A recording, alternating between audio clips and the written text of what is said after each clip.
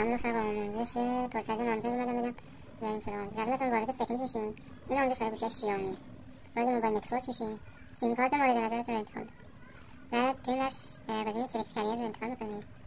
اینجا برای شما روی حالت اتومات قرار داره، چه خودش اتوماتیک بچه‌ها مورد نظر رو شناسایی میکنه و بهش وصل میشه.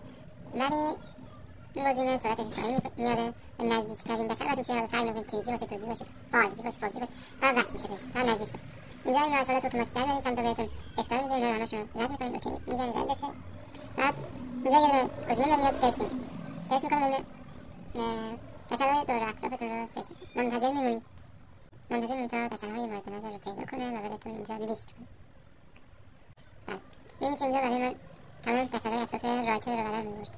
مثلا 4G 3G 4G 2G 4G 3G 2G 3G 4G. حالا من میام به یکیشون وصل میشه. مثلا این 4G وصل میشم. ببینید کامل آنتنم پر شد. 4G آنتن پر.